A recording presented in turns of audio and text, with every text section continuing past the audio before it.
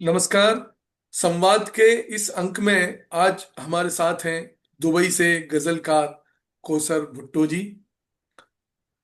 कौसर जी की गजल जरा सी बात और दिल ए दास्तान गर्भनाल के ताजा जून अंक में प्रकाशित हुई है। जैसा कि आप सभी जानते हैं, गर्भनाल पत्रिका पिछले 19 सालों से प्रवासी भारतीयों में भाषा, संस्कृति और परंपरा को बढ़ावा देने के लिए मिशन के तौर पर काम कर रही है। इसे प्रवासी भारतीयों का रचनात्मक मंच भी कहा जा सकता है। कौसर जी बीकानेर से हैं। आपने सूक्ष्म जीव विज्ञान में स्नातकोत्तर उपाधि प्राप्त की। राजस्थानी साहित्य के अलावा संगीत में भी उनकी गहरी रुचि है। आप दुबई महिला काव्य मंच की सचिव हैं और साहित्य सारांश व सामयिक परिवेश से उपसंपादक के तौर पर जुड़ी हैं। आपने अनेक मंचों पर काव्य पाठ तथा संचालन किया है। जन कवि मोहम्मद सदीक भाटी जी की रचनाओं की पुस्तक का भी आपने संपादन किया है। कौशल जी, गर्भनाल के मंच पर आपका हार्दिक स्वागत है। बहुत बहुत धन्यवाद आत्माराम जी, और बहुत आपका आभार कि आपने मुझे इस आज के कार्यक्रम के लिए आमंत्रित किया और मेरी रचनाओं को गर्भनाल में स्थान दिया। उसके लिए भी आपका बहुत आभार। कौशल जी, मेरा पहला सवाल है कि गर्भनाल का जो नाम है या इसका ये जो मंच है, इससे आपका परिचय कैसे हुआ? जी, मैं यहाँ यूएई का कवियों का एक समूह है, अनन्य यूएई करके। उसमें आरती गोयल जी हैं। तो बहुत ही अच्छी रचनाकार हैं वो, और काफी उनका नाम है विश्व में। तो उनके जरिए मुझे इस कार्यक्रम से, इस पटल से जुड़ने का मौका मिला, और उन्हीं का, उसी समूह के अंदर मैसेज आया था कि गर्भनाल के लिए रचनाएं आमंत्रित की जाती हैं, तो आप भेजिएगा। तब गर्भनाल से मेरा संपर्क हुआ। जी, अ, धन्यवाद कि गर्भनाल जो एक मिशन के तौर पर काम कर रही है और आप इससे जुड़ी, आपका बहुत स्वागत है। आपके परिचय में एक बड़ा जाना पहचाना सा नाम मुझे पता चला, जनकवि मोहम्मद सदीक भाटी जी। तो मेरी जिज्ञासा उसके बारे में पहले हुई। आपसे गजल के बारे में बात करेंगे, आपके सृजन के बारे में बात करेंगे, पर मैं चाहता हूं आप मोहम्मद सदीक जी के बारे में बताएं। जी, जनकवि मोहम्मद सदीक भाटी जी मेरे दादाजी हैं। और मेरे दादाजी ने मुझे बचपन से, मानिए कि मतलब मैं जब माँ के पेट में भी थी तो तब भी घर वाले सब कहते हैं कि मैं संगीत सुनती थी, उनकी गीत कविताएं सुनती थी, क्योंकि उनका सुबह सुबह का रूटीन होता था। सुबह 4 बजे उठ के वो राग भैरवी के अंदर उठ जाग मुसाफिर भोर भई इस तरह के गीत वगैरह गाया करते थे। तो परिवार में शुरू से ही संगीत और साहित्य का माहौल था, और उन्होंने अपने सारे गीत कविताएं अपनी गोद में बैठाकर मुझे सिखाई, और मेरे स्कूल और कॉलेज के हर कार्यक्रम के अंदर मेरी एक प्रस्तुति जरूर होती थी उनके गीतों की। और बस यही है, एक दादा पोती का जो रिश्ता होता है। और आज मैं जो कुछ भी हूँ, साहित्य से अगर जुड़ाव है, आप सबके सामने बैठी हूँ, तो मैं अपने दादाजी जनकोई मोहम्मद सदीक साहब की वजह से ही हूँ। आपने उनके ऊपर एक पुस्तक भी संकलित की है, तो उसमें किस तरह की रचनाएं का संकलन है? जी, उनकी 3 किताबें पहले प्रकाशित हो चुकी थी। एक जूस्ती जून जो राजस्थानी काव्य संग्रह, और अभी अंधेरा है हिंदी काव्य संग्रह है, और अंतस्तास जो फिर से एक राजस्थानी काव्य संग्रह। 3 पुस्तकें उनके देहावसान से पहले प्रकाशित हो चुकी थी। और मुझे इस बारे में बिल्कुल जानकारी नहीं थी कि उनकी कुछ और रचनाएं भी हैं जो अभी तक प्रकाशित नहीं हो पाई है। तो 2022 में जब मुझे इसका पता लगा, तो मैंने फिर उनकी रचनाओं को सब संकलित करके और उनकी पुस्तक का एक संपादन किया। और फिर 2024 में उनके व्यक्तित्व और कृतित्व पर आधारित एक पुस्तक का भी मैंने संपादन किया, जिसमें मेरी खुद की भी रचनाएं हैं, मेरा आलेख है मेरे दादाजी के बारे में। और उस पुस्तक के अंदर जो मैंने 2022 में उनकी छपवाई थी, उसका नाम है चेते राचित राम।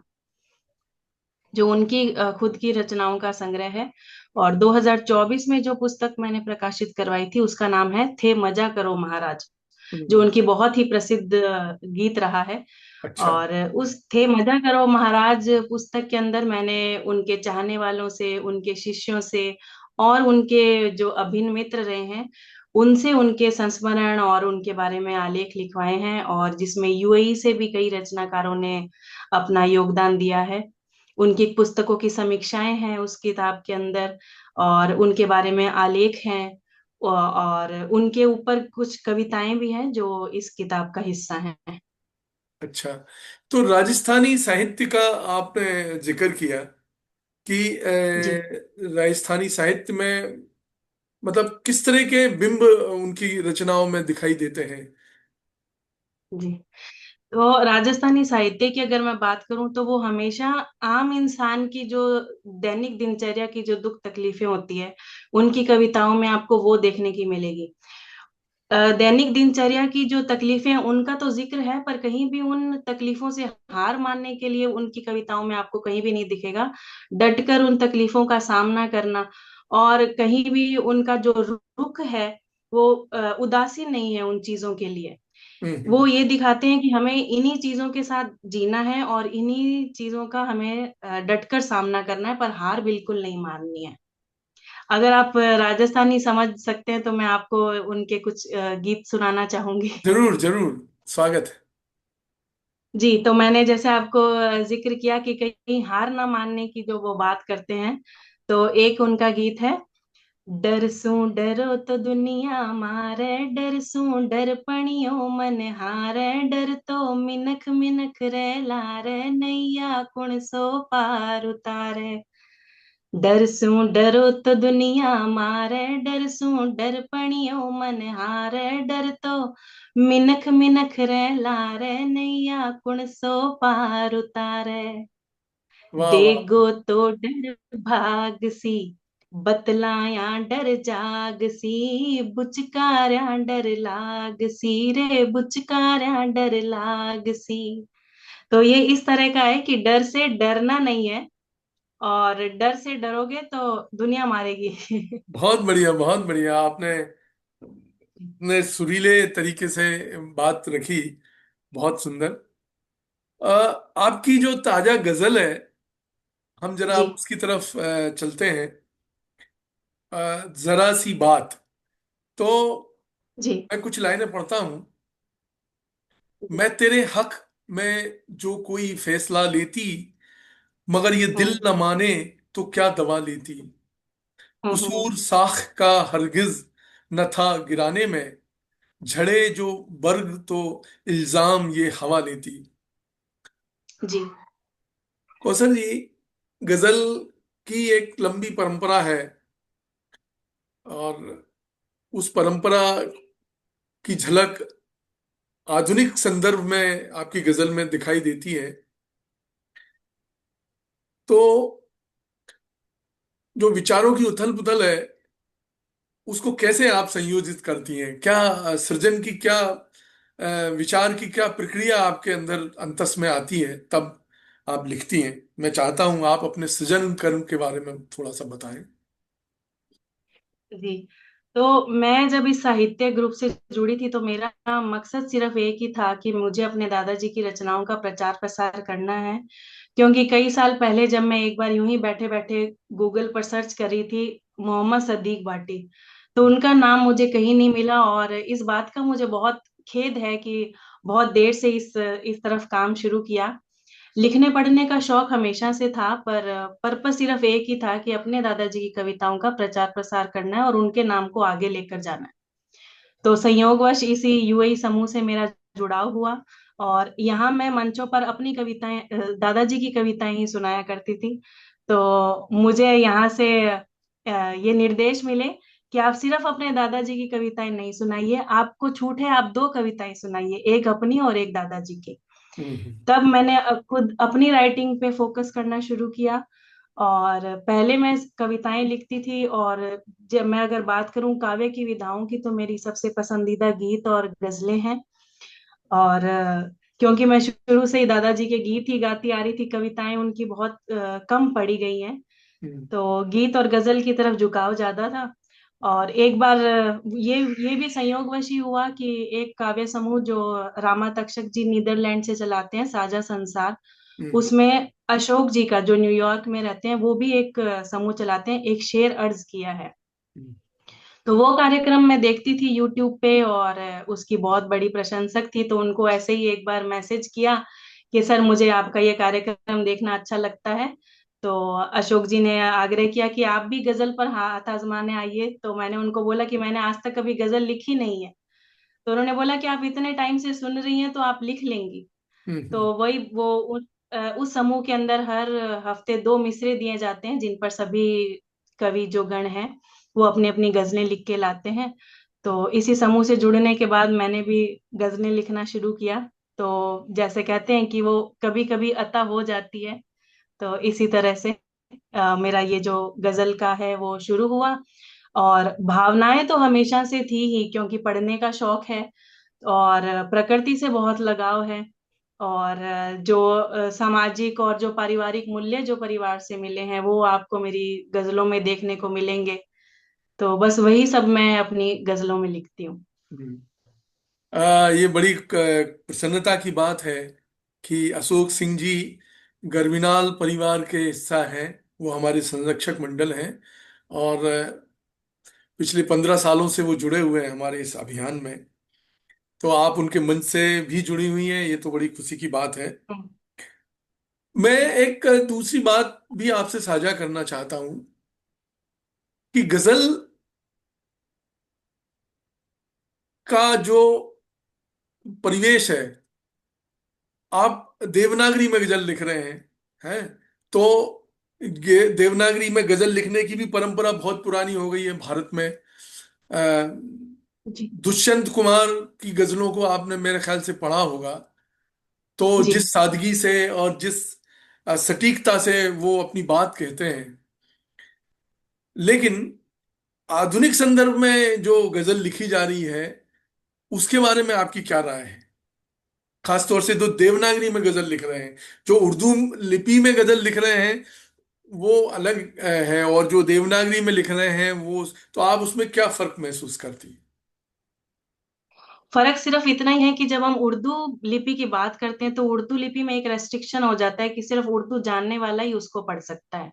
हम्म। और क्योंकि मैंने अभी अभी हिम्मत सिंह सिन्हा जी हैं, आदरणीय हिम्मत सिंह सिन्हा जी, उनका एक कार्यक्रम अभी बहरीन में किया था। हम्म। युग मनीषी थे वो, और बहुत ही अच्छी उनकी गजलें, और वो सब उर्दू में लिखी हुई थी। हम्म। कुलभूषण जी, कुलभूषण व्यास जी, जो यहाँ यूएई से हैं, वो इनका अपना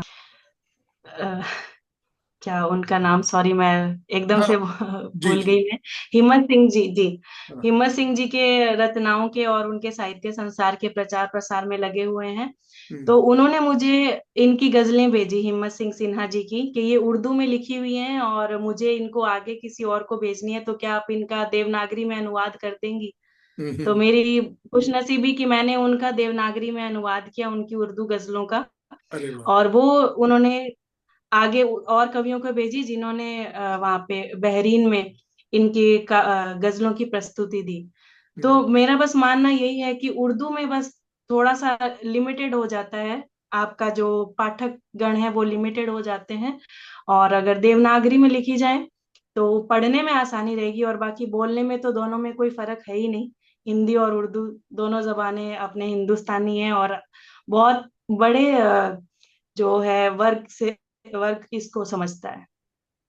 आपने बड़े मन की बात कही कि मूलतः हिंदी और उर्दू एक ही जुबान है, सिर्फ लिपि का फर्क है। क्योंकि जी। हिंदुस्तान में ही पली बड़ी हैं दोनों, यहीं से उसने पूरी अपना आकार लिया है। एक चीज और भी है कि ऐसा कहते हैं या ऐसा ऐसा आक्षेप लगाते हैं लोग कि भारत से बाहर जो हिंदी उर्दू के साहित्यकार हैं वो समसामयिक संदर्भों पे और समसामयिक साहित्य पे उनकी नजर कम रहती है। वो अनजान बने रहते हैं, अपनी दुनिया में खोए रहते हैं। तो आप क्या कहेंगी इस संदर्भ में? नहीं, ऐसा बिल्कुल भी नहीं है, क्योंकि समसामयिक मुद्दों पर यहाँ भी खूब लिखा जाता है। और मैं आपको एक बात बताना चाहूंगी कि जब कोई इंसान अपनी धरती से जब दूर आता है ना, तो उसका प्यार अपनी धरती के लिए और ज्यादा बढ़ जाता है। और यहाँ मैं एकदम साक्षात देखती हूँ कि यहाँ के जो कविगण हैं, गजलकार हैं, अपनी हर गजल के अंदर, मैंने आपको जिक्र किया, एक शेर अर्ज किया है जिसके अंदर हर हफ्ते मिसरे दिए जाते हैं। तो समसामयिक मुद्दों पर उनमें हर बार कोई ना कोई शेर जरूर लेकर आता है। और मैंने खुद ने भी अभी एक गजल, जो अपने पुलवामा में हमला हुआ था, हम्म। उस पर भी मैंने अपने कुछ शेर लिखे थे, अभी 2-3 हफ्ते पहले ही जो गजल पेश की थी, हम्म। उसके अंदर भी। सुनाइए उसका शेर। जी जी, बस मुझे एक मिनट दीजिए, मैं हाँ सुनाती हाँ, आराम से।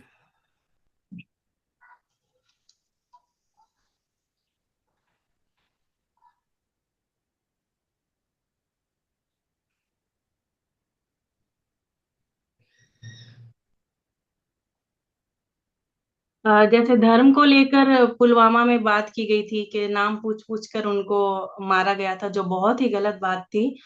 तो मैंने उस पे लिखा था कि खुदा ईश्वर की जीसस चाहे कोई नाम दे उसको। खुदा ईश्वर की जीसस चाहे कोई नाम दे उसको।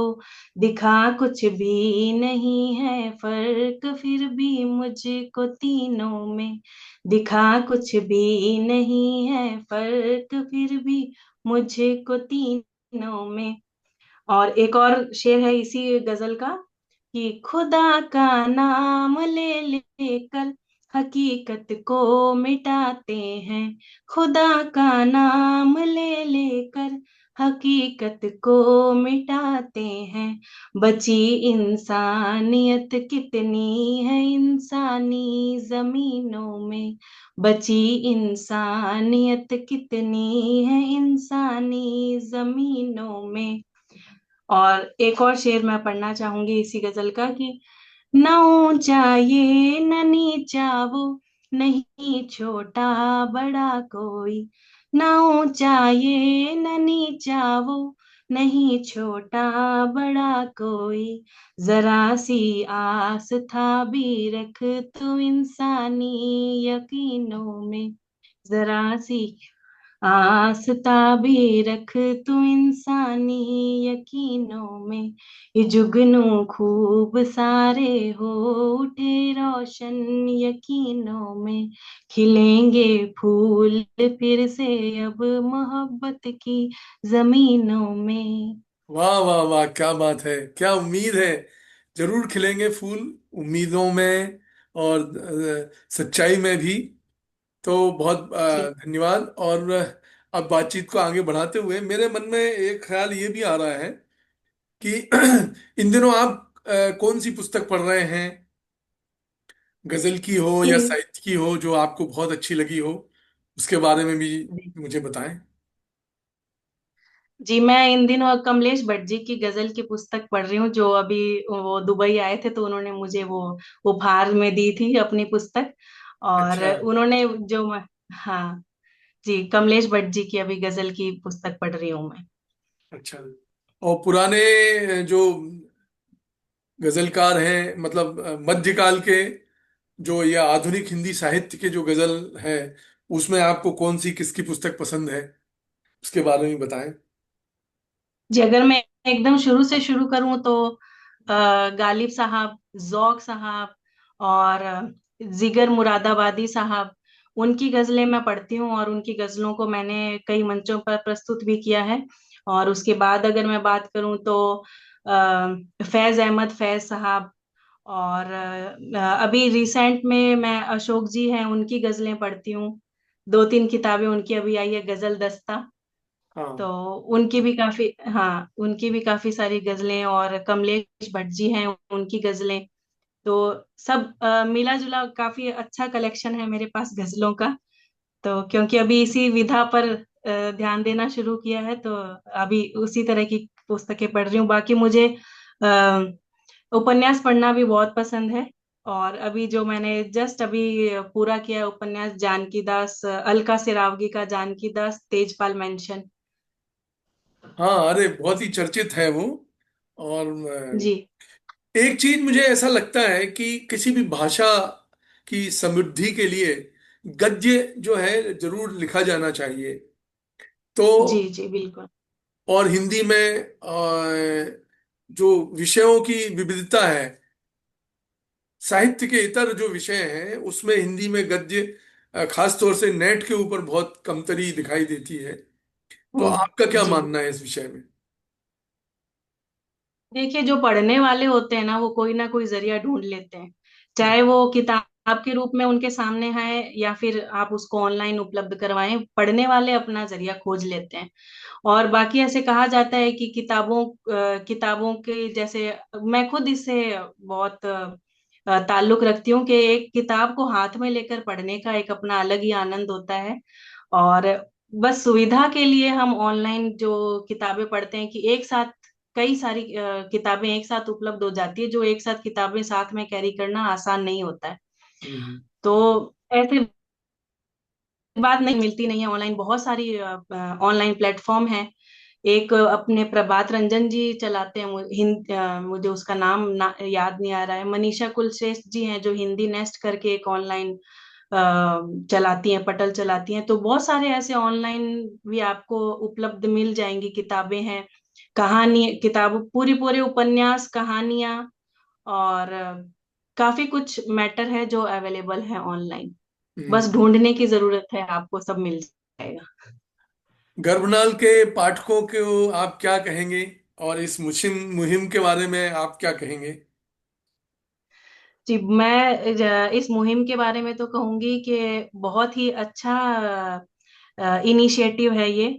और पढ़ना बहुत जरूरी है, क्योंकि एक पढ़ाई करना आपकी सोच को बहुत विस्तार देता है। अपनी किताबों से इतर, अपने जो सिलेबस की किताबें होती है उनसे इतर भी आपको पढ़ना चाहिए। जब आप साहित्य पढ़ते हैं तो आपकी सोच को बहुत विस्तार मिलता है। आपके सोच कहाँ से कहाँ चली जाती है, आप किसी चीज को गलत और सही के नजरिए से हटकर देखने लग जाते हैं।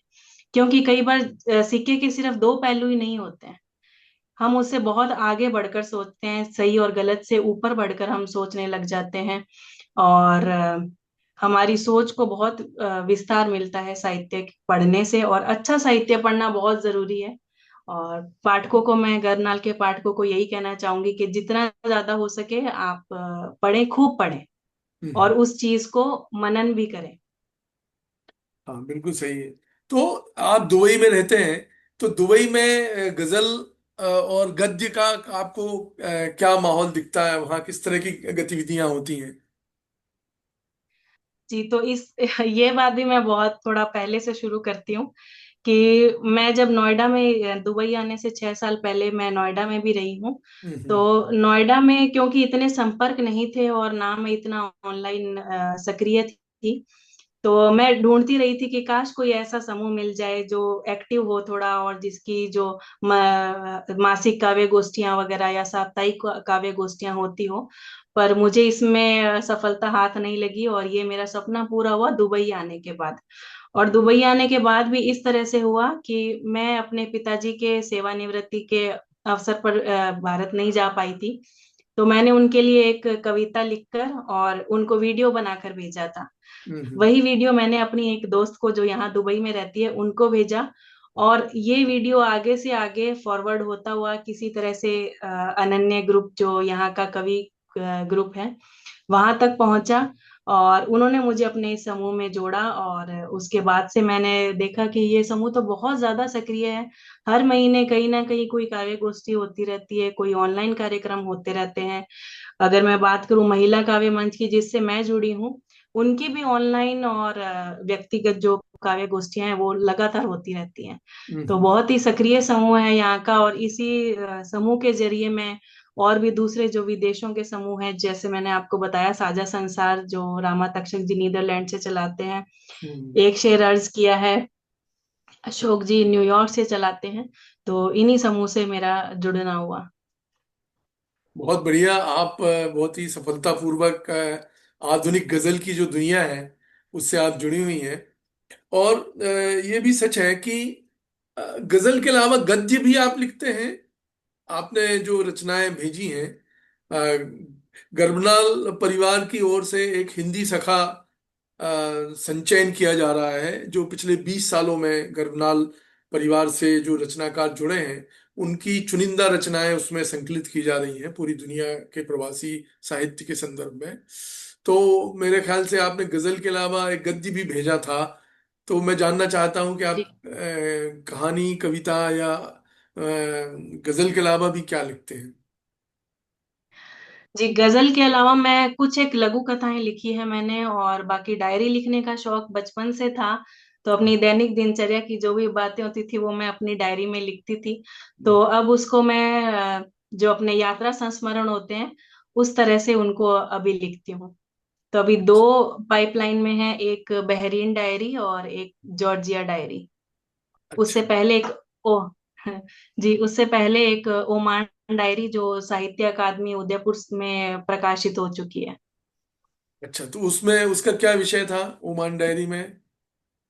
ओमान डायरी में मैं, मेरी नजर से जो मैंने ओमान को देखा वो सब उसके बारे में था। वहाँ शुरू से बिल्कुल शुरुआत से कैसे आप तैयारी करते हैं उस चीज की, कैसे वीजा लगवाना है, कैसे वहां जाना है, किस रास्ते से जा सकते हैं, दुबई से मैं किस तरह से गई वहां पे, हम्म। और क्या क्या देखा, और मुझे वहां जाकर कैसा लगा, मैंने वहां क्या क्या क्या ऑब्जर्व किया।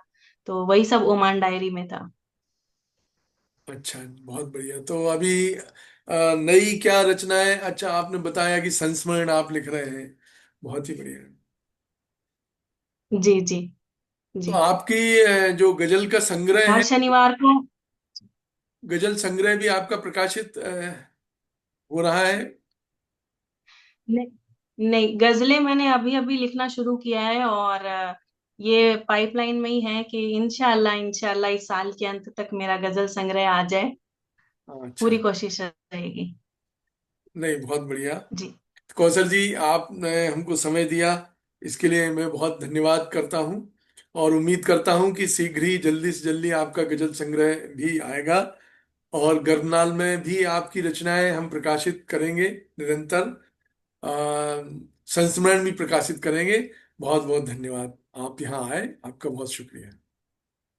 बहुत बहुत आभार सर आपका, मुझे आमंत्रण देने के लिए, और इस गर्भनाल कार्यक्रम से मुझे जोड़ने के लिए बहुत शुक्रिया आपका। धन्यवाद।